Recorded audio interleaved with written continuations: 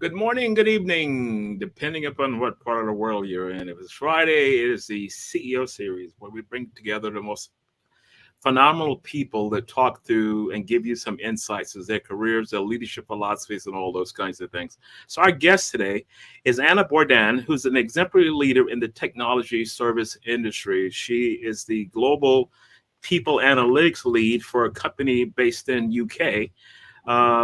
She has a passion for enabling leaders to make data-driven decisions, innovative problem-solving skills, and unwavering commitment to personal career development for her team members. An amazing person. To give you some background, she and I worked together a month and a half ago in London, and this is how we got to meet. She's just recently married, if I can say that online, and so I'm very excited to talk to you today. So, hey, how are you? Hey, I'm very well, thank you. I'm really honored to be here talking to you, and I was really looking forward to this after we met. We had such great conversations a month or so ago, and yeah, I'm really happy to be here. Yeah, approximately a month ago. Yeah, so one of the reasons I wanted to talk to you a little more in depth, we spent a couple of days together in talking through your career. You're the global people analytics lead for an organization, but that's not your skill set. You were able to kind of take that opportunity and you kind of ran with it, and now you're at this level. So walk us through your career journey and how did you go from here, uni, to here, people analytics lead? So I actually grew up in Hungary, and I was really, really lost during and after high school.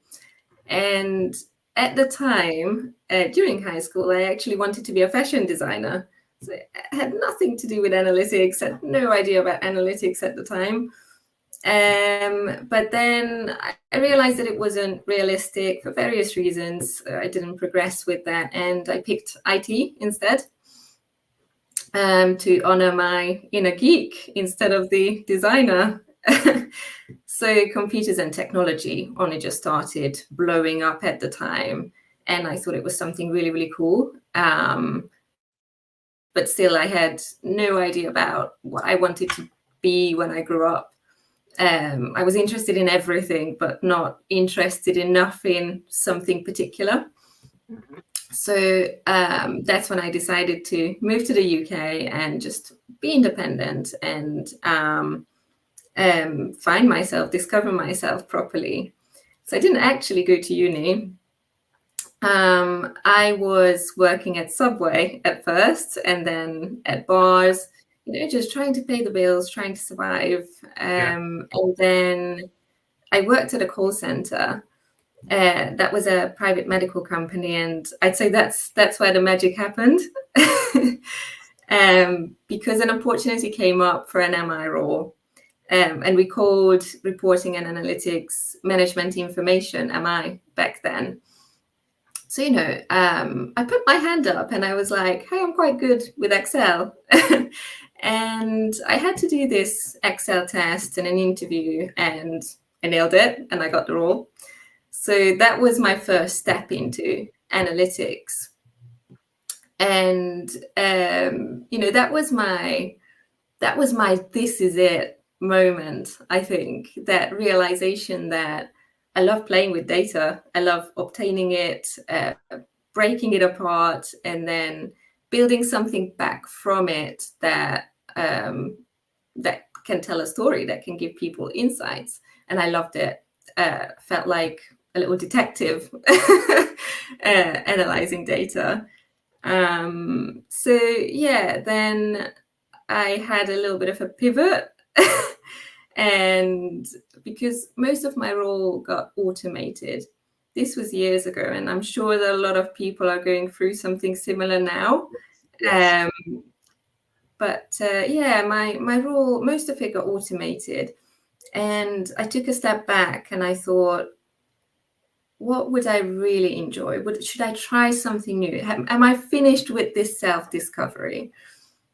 And I was really, really big on fitness at the time. And so I decided to honor that side and become a personal trainer.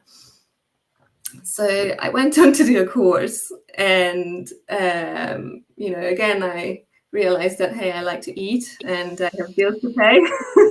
So I still need a job that I enjoy while I'm studying. And I landed myself a job at National Grid. And I still qualified as a PT, but I found myself pushing myself on 200% in that job, like nonstop, trying to do more, asking people to teach me stuff, asking for more responsibility. And I thought, hang on, if I'm pushing myself so much in this role, do I really want to carry on with this PT stuff? So I decided to keep fitness as a hobby and focus on analytics properly.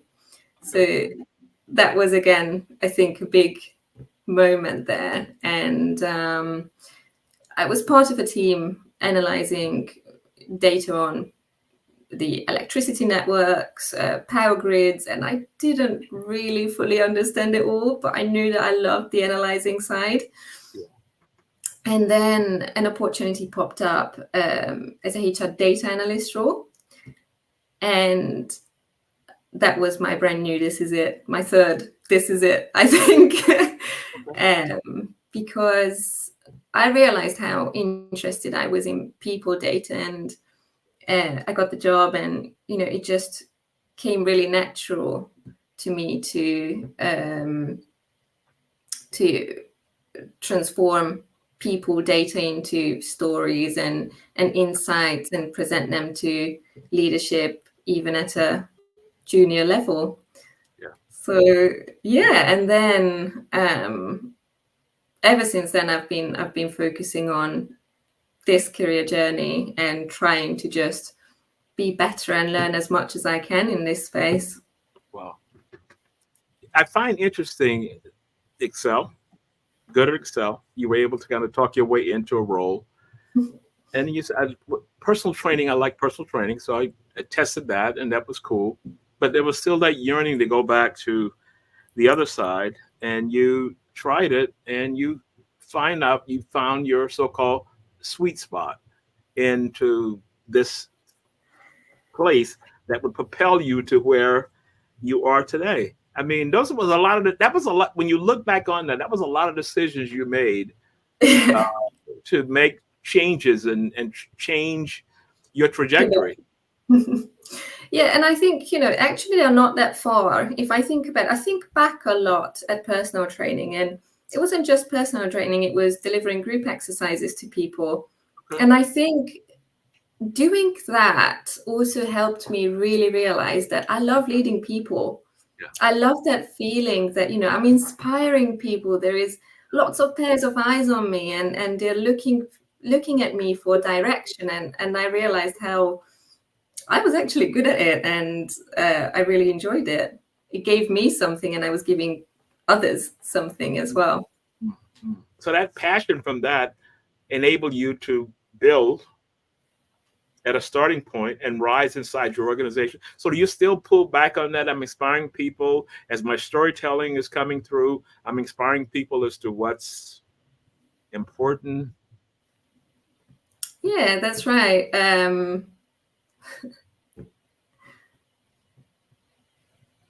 Okay, cool. So let me ask you this. So as you were making those decisions and trying to figure out what it looks like now, and once you got into this role, how did this role start from here? And now you're the head of global people analytics lead, or whatever it is called. That's a major jump. Yeah. So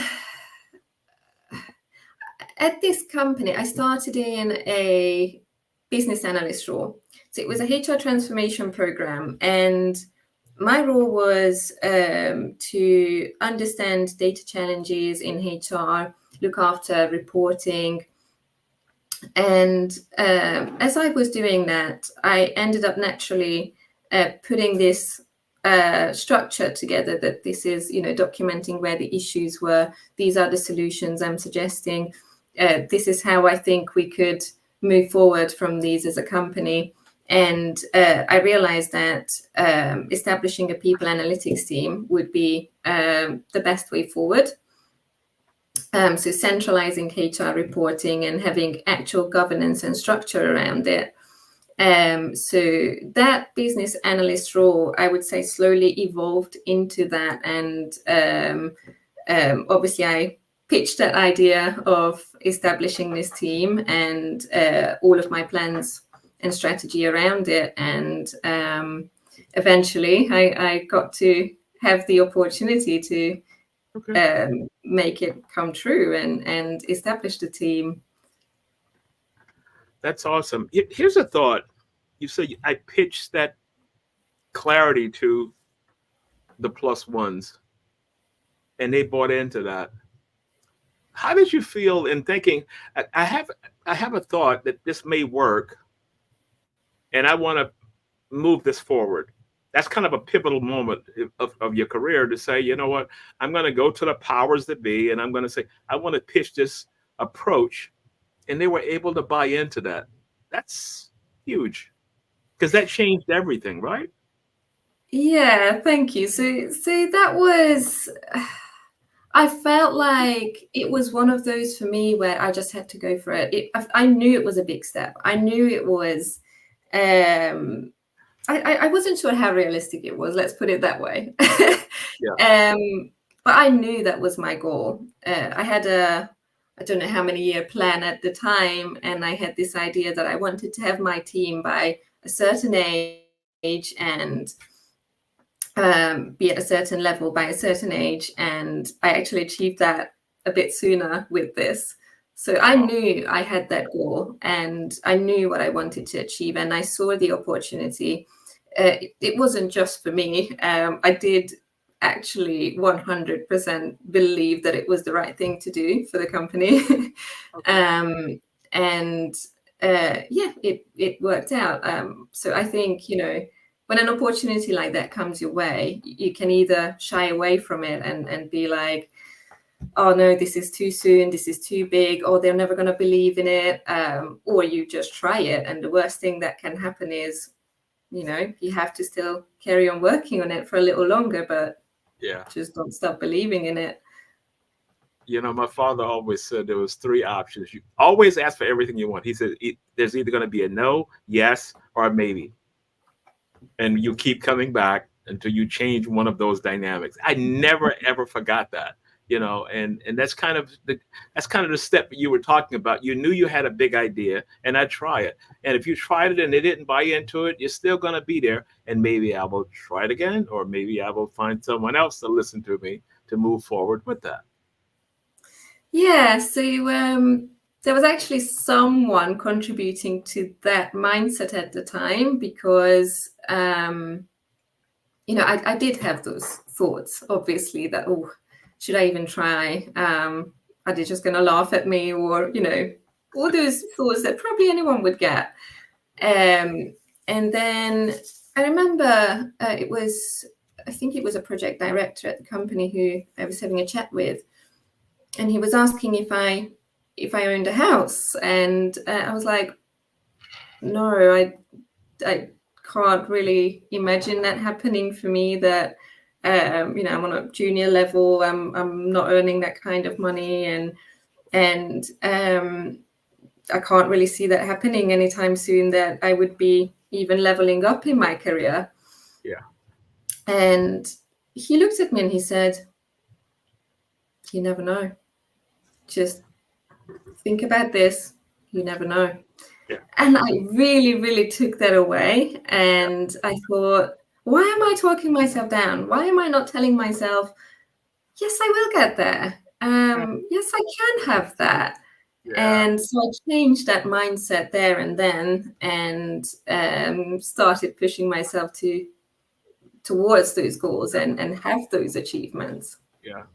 And inner confidence sometimes. I saw something online that said our greatest enemy is the voice within. Mm-hmm.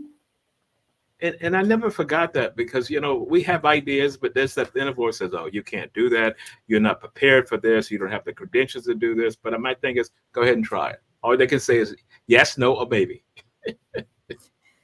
Absolutely. And what happens if you don't succeed? Then surely there is a learning curve, and surely you can say that at least you tried. And you're not going to be sitting there thinking, oh, what if I'd done that? What if I gave it a shot? Yeah. So, Yeah. Where did all this come from? Where did this come from to say, you know what, I'm going to pitch this idea? They may think I'm crazy, but you know what, I'm going to pitch it. Where did that come from? So you're talking about influences in your life. Is there an anchor? You know, I mentioned that my father told me there was always three options: yes, no, or maybe. And that was I kind of used that as my guide through life. What was yours? I mean, was there anything there in family structure or somebody to say, keep striving and trying? There's actually been a lot of very influential people in my life, but similar to you, I think I would say it was my mum. It was a parent, because as a child, when I was still studying, she always pushed me to be the best and never settle for anything less than what I could achieve or become. And I developed a level of competitiveness, maybe not so much with others, but especially as I matured, with myself. So just, having that constant strive to expand my world. I think that comes from her. Mm-hmm. Mm-hmm. A gentleman told me, I asked that question too. He said it was his grandfather. He said because his grandfather was the babysitter, but the grandfather owned a manufacturing company and he'd go there every day. But the grandfather would always take him in on business meetings, and they'd sit in the conference room and whatever. But after the meeting was over, he'd sit there with his grandson and walk him through the challenge, what they were trying to solve. And he said, that was my anchor to become successful in business. You know, which I found was an amazing story. So we all have these inclinations through life, but you have no idea. That's an anchor to this planet. And you go through and you go through, and then there's another anchor to this planet. And later in life, you'd reach back and say, okay, here, this is what my mother said. This is what my father said. This brings me clarity. I'm going to bring it back into the decision to how do we do whatever we need to do. I'm loving these questions, because it's like partly sending me down on memory lane, but it's also helping me develop that or just appreciate my own journey a bit more, like looking back how I've got from A to B and C, and who were those people who helped me along. So I think after this call, I'm going to send a few thank you messages. Yeah. Well, you know what? This is what intrigued me about you, because for some background, we met in London, I'm going to say maybe a month and a half ago, whatever it was. And you and I talking over break, and you're telling me these things that just doesn't happen. You just don't go from here to be a global people analytics lead. It has to be something beyond that. Then you're planning a wedding, then you have a creative side. I said, oh my goodness, I can't wait.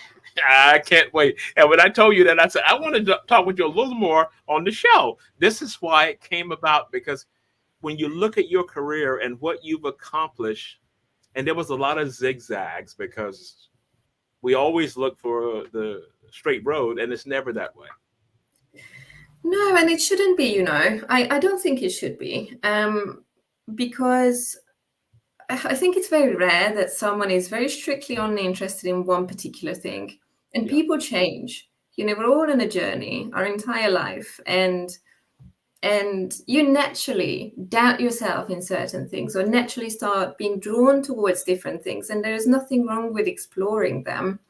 So I think I did that, and I'm really happy that I did, with art, with fitness, and who knows what's next. I'm just trying to stay open-minded, but try to also keep a goal in mind. Yeah. So if you looking back on your career, what would you say was the biggest obstacle that you faced? And I'm trying to figure out a way, how can I navigate this? Walk us through that scenario. So I think the biggest one was I just started working at a company, and I immediately didn't really feel like I fit in, despite a really lovely, positive interview process. I just as soon as I started there, I just didn't feel like I fit in. It happens, right? But I decided to still push it and give it a chance, put my all into it, and see if it can still take me somewhere, because, you know, it must have happened for a reason. I got this job for a reason. I wanted it. I joined that company for a reason. So I tried to push it, but I reached breaking point, and I left. Yeah. And, you know, it was a really, really hard time, because I felt like my confidence was knocked down. I felt like I was not good enough. And again, I found myself at crossroads, right? So I thought, yeah, I was like, oh, so does this mean that I wasn't good enough, that I'm not good enough in this in general? Should I have a complete career change? So there was 18, 19-year-old me again. Oh, what should I be when I grow up? Yeah. Only I was already grown up at this point, but hey. But yeah, I thought, okay, I need to find something new. I'm not good at this. That's it. Need to find something. And then came again the, hey, you've got bills to pay. You need a job. Yeah. And quite quickly, luckily, I was offered a really interesting opportunity. And it sounded like a challenge. And that's when I realized that, hang on, what do I need? What's the most important thing for me right now? It's to have confidence again, because I'm not going to achieve anything. It doesn't matter what role. It doesn't matter if I have a complete career change. Without confidence, I'm not going to get anywhere. So that was priority number one. Yeah. So how can you build up your confidence again? I thought I needed a challenge. And trying to stay comfortable and giving myself a chance, I thought, okay, I have the best shot if I stick to what I know, which is HR analytics. And that's what this role was providing me. You know, it just came at the right time. So I was offered this opportunity. I felt like it was a great challenge. I felt like it was something where I could really put my name down. And that was the role at the company where I ended up establishing the people analytics team. And I was really lucky there to be under a really, really amazing manager she really helped me build that confidence back up. I felt appreciated, encouraged, like I was in the right place, and we're still friends to this day. See, that's a key point that you mentioned, because there's always someone there in a job that maybe we left the job because of that person, but then we stayed on that job because that person was inspiring. And so I do a lot of leadership development programs, and I tell people, I said, you know what? You have to make an imprint on the people that you're managing, the people that you're working together with as a team, because you're setting them up for success, or you're setting them up for failure later in life. Be careful about your words. So one young lady told me in one of the interviews, a teacher told her, you should not aspire to this. You should aspire to be an administrative assistant or a secretary, because you're not good. And I'm thinking, damaging words. But she was able to aspire beyond that. So when you talk about the leader who was there for you to inspire you to whatever it is, and then we go back and flip that to that inner voice again that's saying, you're not good enough. You're not. What advice would you give someone that's going through that struggle now of trying to figure out what it is, and the voice is telling them this? They may not have had good work relationships, and could you provide some clarity with that for that person who's struggling at this point? Yeah, I'd say, believe in yourself and trust in the process of making mistakes and trust in the process of failures, because no one has ever got anywhere without those moments. No one ever knew everything perfectly from the beginning. Just trust in the process, have faith in yourself, and just remember why you set a certain goal and what made you want to be on that path in the first place. it's okay if you need to change that path, but be really sure that that's what you want to do. Yeah. I always have said, and I've seen this posted online by a lot of so-called successful people, failure is the best teacher. Yes. Success is not a good teacher. Failure, and you're knocked down, and you got to figure out, okay, how can I get back up to get back on track? And how can I get control of this? Is that voice there that's telling me that? That's a struggle. Absolutely. Yeah, absolutely. And I tell my team members, and they can quote me on this because I think I say this a lot, that an analyst who never makes mistakes is not a good analyst. Exactly. Because it's not possible that you don't make mistakes. And it's not only true for analysts. Obviously, that's just my world. But, everyone makes mistakes. The problem is if you don't know about them, or if they're not highlighted to you, then you don't have an opportunity to grow. But everybody makes mistakes. Everybody makes mistakes, and it's not the end of the world. I mean, life goes on, and you pick yourself up, and you get back, and you try it again. So you mentioned your team members. How are you viewed with your team members as a leader? Did you take all of those learnings and kind of package them into kind of a leadership style, or this is the way I'm going to lead my team based on the failures and based on bad managers and all those kinds of things? I feel like there's a lot of questions in that question. So I try to unpack that. Yeah. So I think about previous managers I had a lot because I feel like I learned from them a lot. So, I'm an analyst by heart, by mind, and truly. So I analyze everything around me all the time. And I always look back and try to observe those moments where I felt like, okay, that was something that allowed me to progress.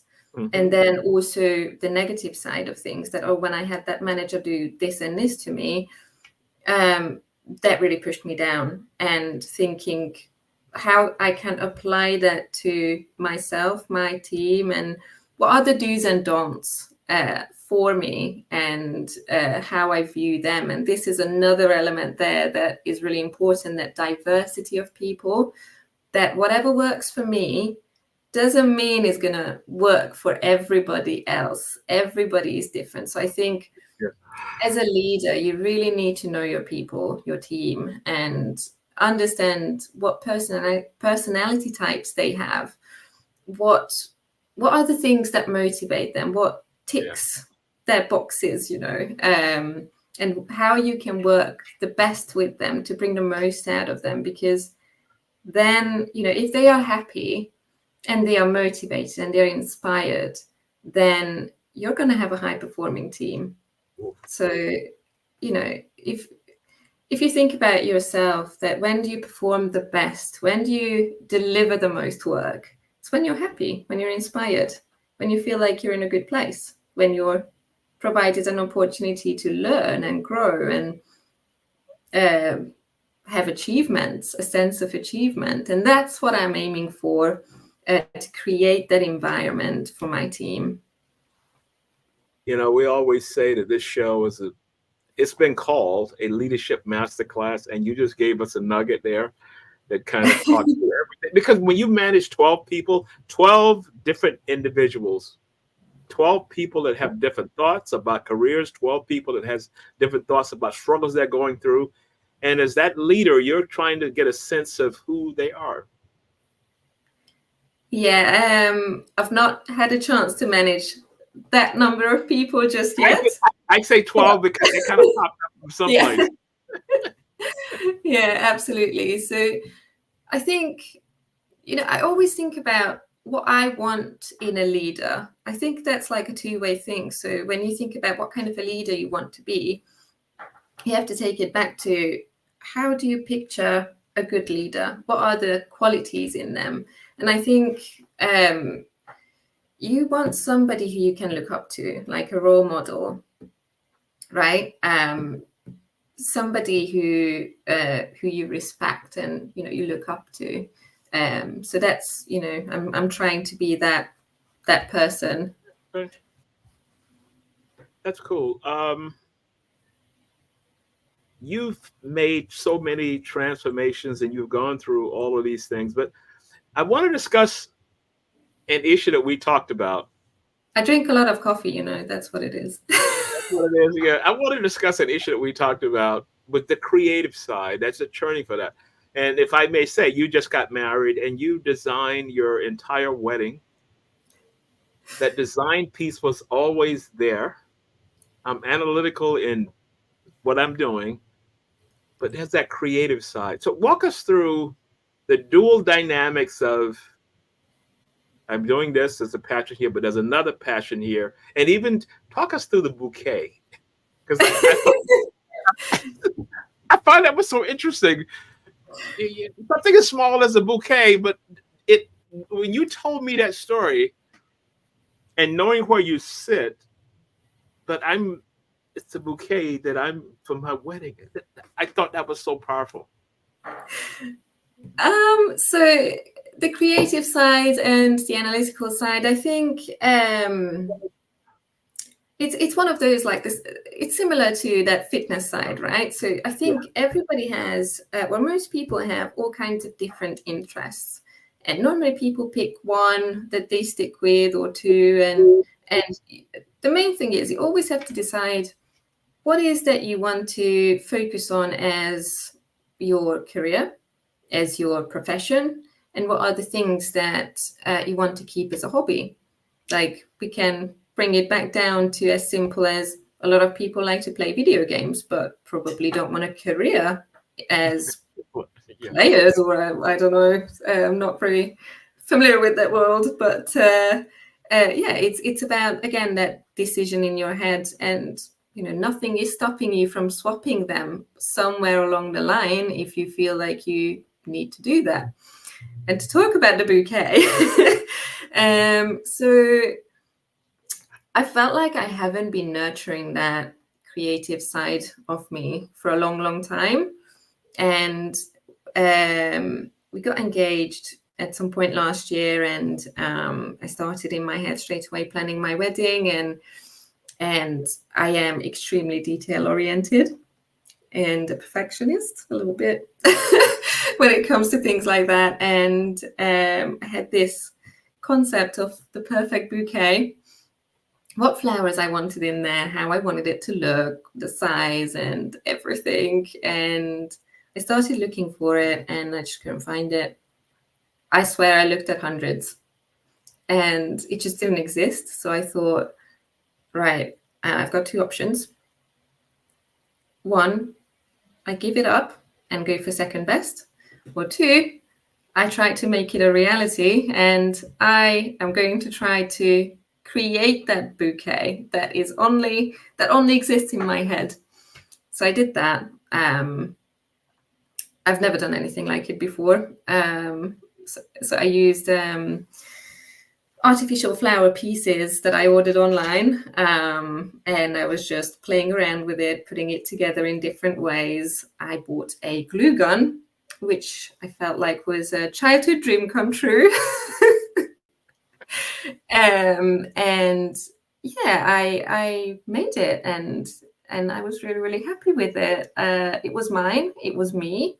You know, so when I looked at it, I was like, yeah, this is me. This is like the one thing, you know, as a bride you hold on to dear life when you're walking down the aisle and you're nervous. And I was holding that was me, that I made this. And, you know, it just kind of gives you that little, yes, you can do anything that you put your mind to. So, yeah, I think the bouquet is becoming a bit symbolic here. Well, it is because of the fact that you're structured in one way, evidence-based and all those kinds of things. But the creative side said, you know what, something as simple as I want to put together a bouquet. So that tells me about, you know, the mindset. I'm focused on this, but I have an interest over here and I'm going to nurture that. You know, you could have said I saw for second best and I just get one and then I'm not satisfied with it. But a lot of people would have chose the second option, that I'm just going to choose one and I'm going to move on from it. But there was something there that said, you know what, I'm going to explore this, and I'm going to do what I need to do, and I'm going to do that. And all of a sudden you got your bouquet and everything came up. But there's a decision-making process that goes into that. Yeah, I mean, I think it comes with the fact that I love a challenge. I love to challenge myself. I like to try new things. And when I find myself in a situation that I want something, but it means that there is a challenge, so it's not an easy thing to get, instead of backing down, I think that just gets me more excited. I just want it more because, I just love to challenge myself. I think that's another really good way to grow and learn new things about yourself, about things around you. So that's probably another advice I would give to anyone. Keep challenging yourself in the smallest things possible. Step out of your comfort zone. And, if it goes sideways, then at least you tried. At least you tried. You'll always have a plan B. You always have options. There's so many bouquets out there. That was so cool. So I'm going to ask one more question about the bouquet, then we're going to move on from that. It's satisfying that thirst or that itch, and you were able to put this together, and you look back on it. How do you see Anna moving forward? To the creative side really, it reinvigorated me for being creative, but I'm still doing the evidence-based approach. Can we have a dual kind of process going forward? And can we keep testing something that the interest is there? Yeah, I think in my line of work, we create and design a lot of dashboards. And I think that's probably the best area where this can flourish a little bit. So there is I analyze the data, I do stuff with it, and then I can put it into this pretty thing that, I choose the colors, I choose the layout, and just, have that little playtime with creativity, where I can kind of live this creative side out a little bit. Okay, cool. One of the reasons that this show became successful is because of the fact we look for people like yourselves that's doing one thing. You're I'm going to say, follow me on this. You're at the top of the pyramid as it relates to analytics inside your I say inside your organization. I'm going to preface that by saying that. But the story that it was kind of so I did physical training. I did the personal trainer kind of piece. I have the creative side, but I still kept marching on and doing that. So this is what we find interesting in having guests on the show. So would you like to leave us with a thought as to your younger self, if you were going to counsel someone who was in a voice, I don't know where to go, and it's just, what do I do? What advice would you give them?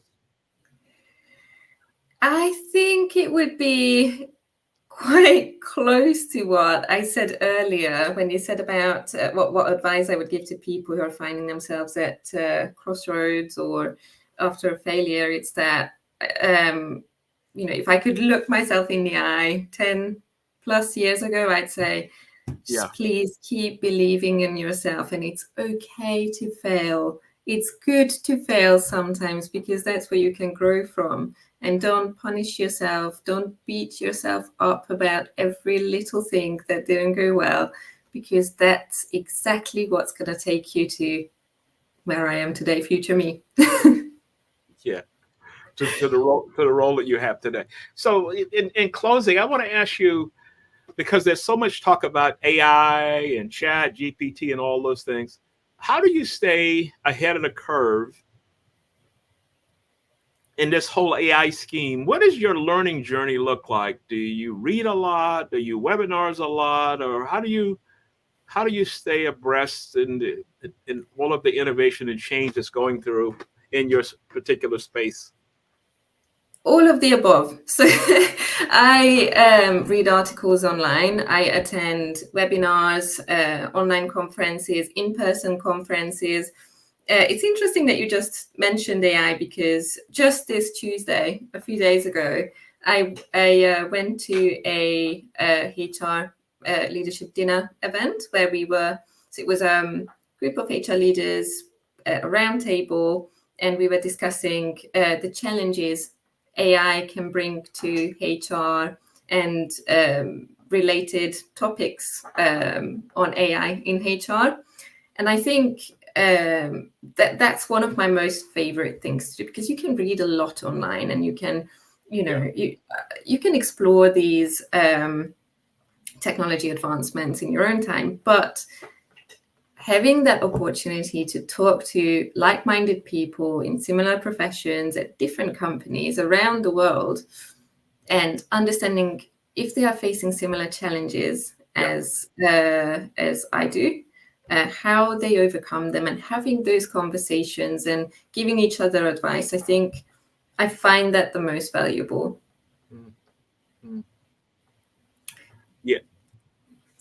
And the reason that I ask that is because when you reach a certain point with all the innovations going through, you have to stay fresh. Yes. And, so I'm a big reader of articles, but I do a lot of webinars. I'll just sign up for a webinar, regardless of the time frame, and I will still come back and listen to it, because there's always something that is going to pique my interest, is going to cause me to dig a little deeper. Why am I still doing this at this stage of my career? Because I find it interesting. And it's not work for me when I do this kind of thing. The learning is not work. The learning for me is enrichment that comes about as a result of that. Yeah, and you just can't avoid it. If you think about how unimaginably quickly technology is evolving these days, yes. you can't avoid learning. And I think everybody is doing so much learning unknowingly. If you think about a telephone, what that looked like, I don't know, 20 years ago, and what it looks like now. Did anybody attend courses on how to use them, or, have learning sessions on how does this new telephone work? No, we evolved with it. We learned. And I think that's what everybody needs to do, especially those who work with any kind of technology. You have to stay ahead. You need to understand what's coming your way. Try to avoid those big surprises and have a plan. And I think especially leaders, they have to have a plan, because you'll find yourself panicking that, oh my God, there's this massive new advancement that came in, and what am I going to do with these people in my team who their roles are now going to be automated or taken over by this thing. You have to have a plan. You have to stay ahead. You have to understand what are the skills that are going to be needed in the future. What are your team members' interests? Who can you upskill with what? Who is interested in what? And help them grow with your company, and help them grow with you, with the future. That's what I believe in. That's how I think we will be able to positively move forward, because everyone has to learn. Everyone is going to have to just adapt and embrace these rapid changes, and our leaders have to embrace that and help us through it. You're an amazing leader, and as I said, as we talk, I'm like, whoa, there's a lot of information here. So how can we get beyond this? And this is why you're here on a guest on the show. So thank you so much. Before we close out, I want to do a quick shout out to some of our frequent listeners. Peter Piccinini, who's an upcoming guest as soon as we get it scheduled, started in the arts, and now he's a wealth manager. So see how these changes come about. Jim Moy, who was kind of straightforward. He's a big attorney and big shot attorney based in Washington, D.C. And he was also my neighbor in Saudi Arabia when we were both working for a company there.